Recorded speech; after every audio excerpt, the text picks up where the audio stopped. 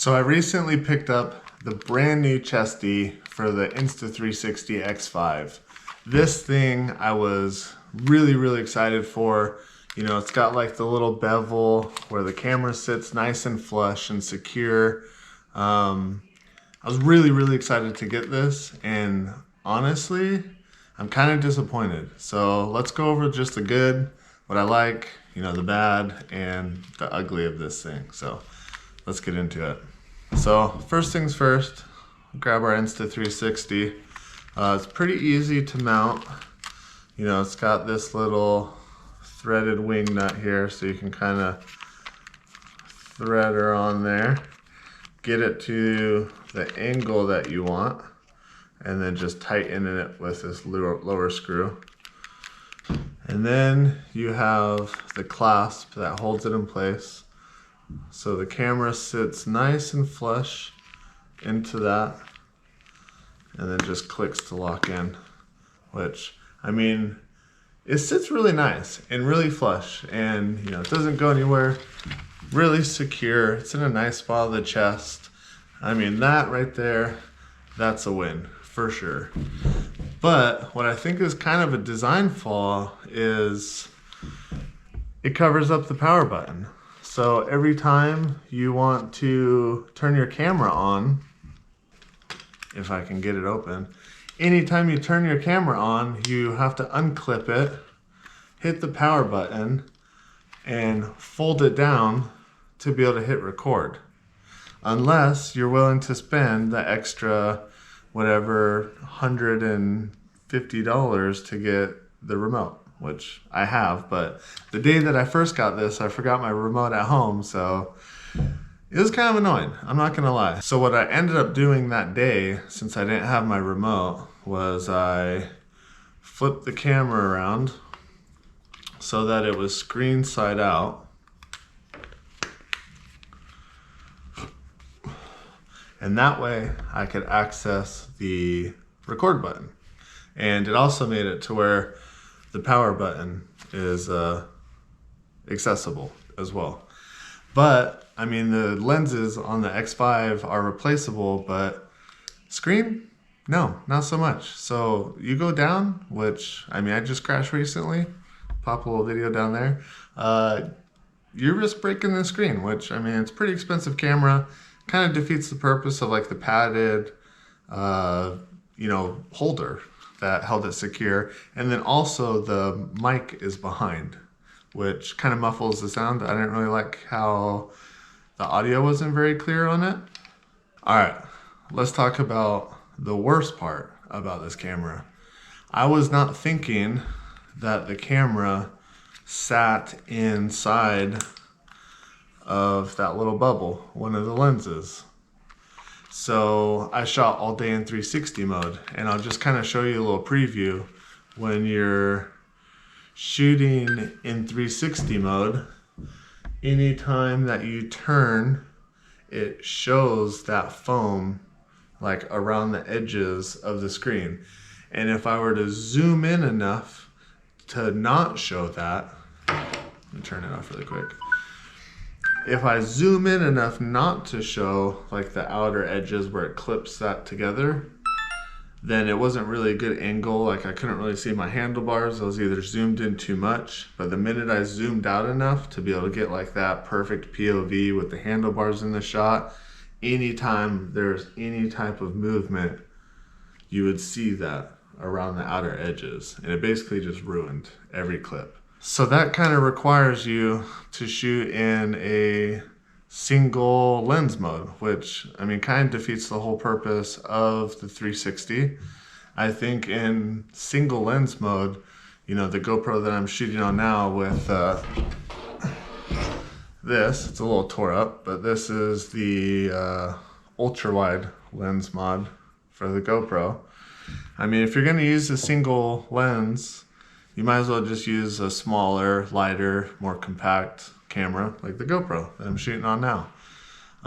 So kind of unfortunate. Also, when you're in single lens mode, if you're shooting like a 16:9, you end up like, stand up for a second. If you're going down something really steep, you're looking at the ground, And then if you're, you know, standing upright, you're going to be looking too far up and you're really not going to see the bike handlebars really. What you really want the bike handlebars in like the lower, you know, 2/3 of the shot. I think it does pretty good, like shooting if you just wanted to do like, you know, Facebook Reels or, you know, YouTube Shorts, like shooting in that vertical mode, single lens, then, you know, it'd probably be a decent, you know, mount for you. But honestly, I kind of like just using, you know, the standard. You have the clip-in, which, let's see, I got my helmet here. Yeah, with the regular clip-in chest mount, you can have that camera kind of sticking out, and then you can really reframe to like grab every single angle. And I feel like this is plenty secure enough. Somewhere around here I have a cage that goes around the Insta360, and it has the little prongs like a GoPro to fit this. I think the cage was like 20 bucks on Amazon. So this is kind of my go-to, like if I'm not wanting to wear my full face helmet, if it's a really hot day, or if I'm not doing anything crazy, I'm just out for like a little leisurely ride, then I don't have the ability to do the chin mount, obviously, on a half shell. So I think this is pretty much going to be my go-to still. I don't think I'll be using the Insta360 chest mount, which is kind of unfortunate. I mean, it is really, really well built. I mean, you have this like nice pad in the back that prevents sliding. I think the harness is just really well done. I mean, it sits really nice to your chest, so it really is unfortunate. And I feel like just a few more tweaks, this thing could be, you know, really solid. Or maybe if you're just doing like hiking POVs and like stuff like that, where you're not worried about like tilt so much, then, you know, maybe this is for you. But I think for biking, you know, mountain biking particularly, you know, didn't really quite meet all the boxes. And for, you know, 50 bucks, I think you can get your money spent, you know, better in other ways. Really, if you want to see really quick, this is my favorite mount so far. Just give me a second and pull the camera off. So what I found with the bigger and heavier camera, like the Insta360 versus, you know, the smaller GoPros, you know, they're a little bit bigger and more awkward. They can be kind of a pain in the ass, honestly, kind of get in the way. So this has been my favorite setup so far. So got the chin mount. Chin mounts makes great stuff. You can search your helmet. This is the Hardline.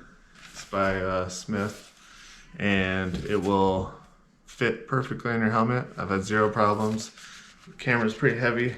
This thing doesn't move at all. But what I've tried so far was having like the straight out, like kind of unicorn shot, and then, but I didn't really like the way that it kind of like when I would look down, it would hit me in the chest. So what I found is the horizontal mount with the chin mount. That way I get all the power of the Insta360. I can completely reframe shots exactly how I want. Vertical, horizontal, doesn't matter. You know, I can make long form content or, you know, make a bunch of reels and they all come out looking absolutely amazing. I tried doing like the under visor and like the unicorn shot, and then like even above the helmet. I felt it just kind of like pulled down on my helmet a little bit too much, which was kind of annoying. So like if I was going or like hitting jumps, my helmet would be sliding down. These are like European sized helmets, so I probably could have got a size down, but I mean, it fits me well, and it's just like not super tight, so it tends to kind of pull down on it. So yeah, pretty much all my shooting going forward, when I'm wearing a full face helmet, which is going to be a lot going in the future because we're going to try doing a lot bigger stuff, but definitely the chin mount, the horizon setup. I got the little wind muffs on it. I don't really think it's completely necessary, but last few things I shot with this setup came out like absolutely amazing. So let me know what you guys have found. So far, this is my favorite setup. I still have a bunch of other stuff that I want to test. I mean, you can see over here. lost my light. You can see over here, I got a absolute ton of different mounts. I have a backpack mount that I've been trying out. I really haven't got it to, you know, work like I want, but let me know if you want me to do like a mount specific video, then I can do that and, you know, go through all the different POVs and, you know, the plus and minus to each one. But if you watch this long, thanks, and, you know, catch one of my next videos. Peace out.